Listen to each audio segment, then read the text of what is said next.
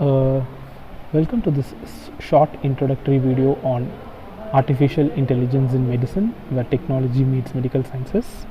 We have been hearing about this buzzword called artificial intelligence, AI, machine learning in almost all the fields, and you see a lot of other professions are interested in learning about this and using this. In this introductory video, we are going to see in a very short uh, introduction on what is AI, and we are also going to have a set of case studies and how AI is used in medicine, so that this can be this can give us an insight into how AI can be used in Ayurveda as well, which is our project. About AI is a field of study that attempts to both understand and build intelligent entities. So when we say understand and build intelligent entities, we mean that how are we going to find out what is intelligence, how humans think, etc. One thing is we have to be able to try to model them using mathematics and using algorithms, etc. And then we should be able to replicate and build such intelligent entities based on electronic devices and all that. And this is the field of study of AI. AI's growth is fueled by three important factors. One is availability of big data. When we say availability of big data, we all know we are using smartphones, and we know, for example, smartphone records through Google Maps into all the places that we are visiting, and we generate a lot of image and video. We send WhatsApp messages, we access Facebook and Twitter and other social media, and all this data is information in wealth. These data are used for building, can be used to mine data for many useful information that can be used in many applications. For example, Google Maps use it to understand the live traffic in our city. That is based on big data. So big data is one of the important factor for the growth of the interest in AI. And the next important thing is advanced machine learning algorithms. Machine learning algorithms are basically some kind of mathematical model that is used to train the computers to think like intelligent entities, like humans. And then another one is growth in computational power. We know that the computation that is currently we have is growing at a tremendous pace. What kind of powerful computer we had 5-10 years before, now we have them as smartphones, as watches, and even as glasses. So these are the three important factors for the growth of AI. So let's get into AI in action using the game of Go. So the game of Go is a much simpler game compared to chess. For example, it has a matrix with lines, intersecting lines, and you can keep two color stones, black or white, in between these intersecting lines, and when you place the stones in such a way that it covers the beginning and the end of it covers your color, anything and all the stones in between becomes your stone. Basically, if you keep a black here, all the white will become black, and the goal of the game is for you to cover as much of stone of your color as possible. And this is a very popular game, invented 2500 years ago in China. To give you a mathematical idea of how this game is of Go, which is again much simpler than chess, the game of Go has 10 to the power 170 possible moves. That is, you put 10 and 170 zeros after that. That many number of possible moves that the game of Go has. And for your information, there are only 10 to the power 81 atoms in the observable universe. So what we are saying here is the number of possible moves in a simple game as Go is 2 times bigger than the number of atoms in the universe, and this is the complexity that we are dealing with. And what the computer scientists wanted to do is build some system, intelligent system, that can play the game of Go and defeat a human being. So they built the first intelligent entity called AlphaGo, which is a first computer program to defeat world champions at this ancient game of Go. And what happened with the Alpha saga is, first they built the AlphaGo, which defeated Lee Sedol, the world champion, and it defeated Go professional players, and it defeated the most famous Go player called KG. Until then, it was not believed that computer can beat human beings. This was in 1980s, 1990s, and 2000.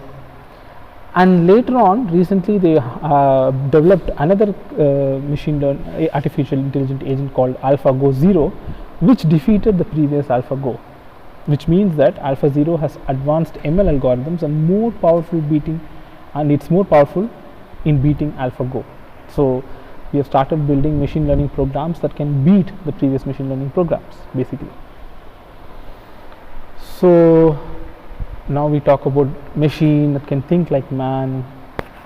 At what point can we conclude that a computer can think like a human? For this, we have a test called the Turing test. A Turing test is a very simple setup. In a closed room, you have a computer and a human, and there is a evaluator on the other side of the room, and there is a partition that separates the computer, human, and the evaluator. They interact through some text messages, return message, so that there is you cannot identify whether it's a computer or human based on the voice. It just sends some text message. The idea of Turing test is it's a test of a machine's ability to exhibit intelligent behavior equivalent to or indistinguishable from that of a human, which means that if an evaluator is here and when he reads both of the transcript that is coming out from the computer as well as the human, the evaluator should not be able to distinguish which is the computer and which is the human. This is called as the Turing test, which defines a way to find out whether a machine thinks like man. And as we have it, there is a chat bot, an automatic replying chat like in Facebook. This was developed as a 13-year-old guy called Eugene Guzman. It was a nickname for him, and it came from Odisha, Ukraine. And what happened was, from the response that this computer chatbot generated, 33% of human judges thought that it was human. Basically, the computer was 33% successful in fooling human being, thinking that it is also a human being. You are almost that close to build intelligent agents using machine learning algorithms. So due to this, when we found out the potential of artificial intelligence in many ways, what we thought is how can we use it in different types of applications. And for our relevance, one of the applications that we are going to use is, of course, in medicine. So what are the current trends of artificial intelligence in medicine?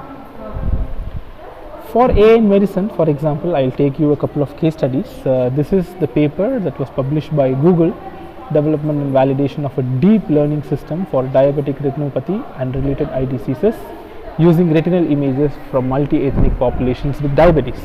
So basically what this paper talks about is how they build machine learning algorithms at an artificial intelligent entity that can diagnose diabetic retinopathy based on scanned images of a inner eye. So how did they do it? What they did is they developed a data set of 1,28,000 images of the eye.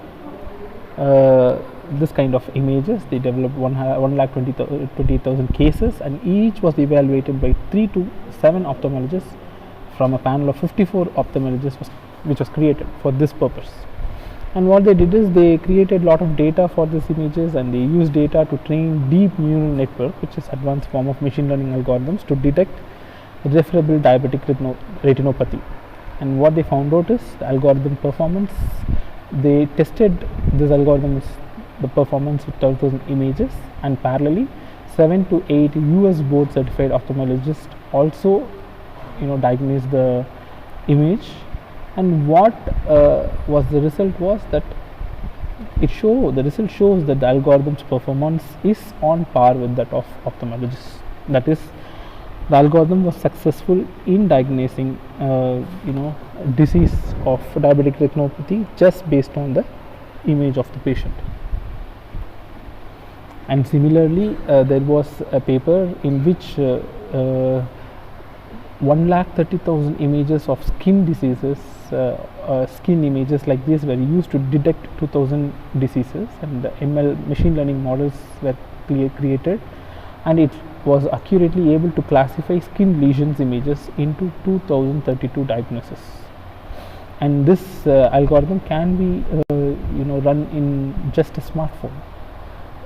We have 6.3 billion smartphone subscriptions we will have at the end of the 2021 year, which means that mobile devices can potentially extend the reach of dermatologists outside of the clinic. All you need is a picture of the skin, and the dermatologist will be able to detect what kind of lesion it is, whether it is benign or is malignant.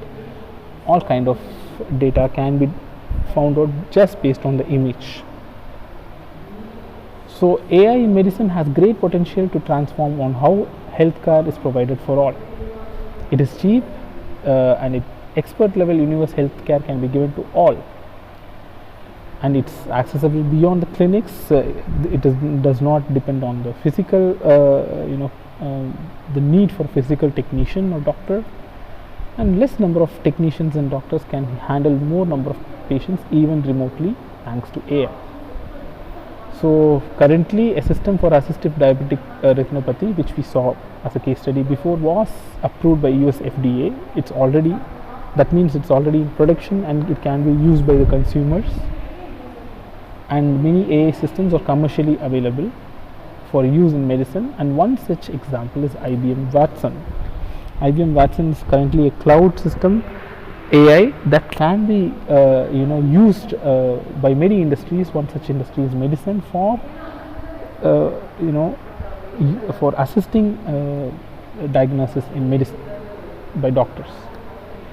So now IBM Watson, just to give you a brief paragraph of what is IBM Watson. It was preliminary a question answering computer system capable of answering questions posed in natural language, like how are you. If you ask, the system should be able to answer I'm fine or how are you. It was initially developed to answer questions on a quiz show called Jeopardy, and it won the first prize of $1 million. That's how it became popular. But what happened is they developed it more, and first commercial application was used for decisions in lung cancer treatment at Memorial Sloan Kettering Cancer Center, New York City, for a health insurance company called WellPoint. So basically what they did is before IBM Watson, the healthcare professionals can make accurate treatment decisions in lung cancers only 50% of the time. So it's a 50-50 case. But the Watson has shown the capability of being accurate in its 90% in its decision 90% of the time.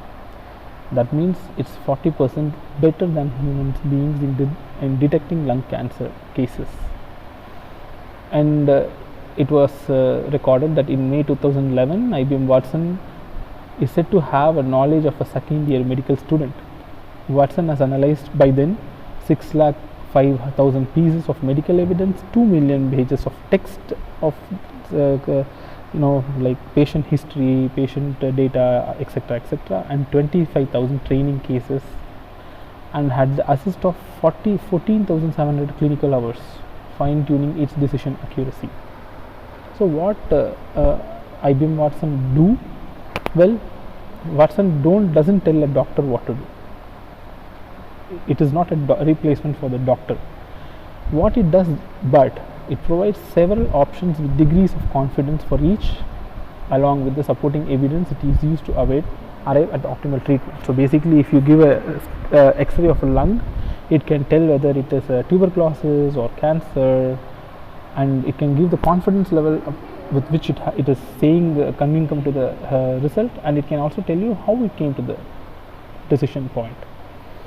So what doctors can basically do is they can enter some new bit of information on iPad that they have, such as my patient has blood in her film, and Watson, what it does is it analyzes this question along with the patient's database history, and within a half minute can come back with an entirely different drug regime that suits the individual. That's very, very important.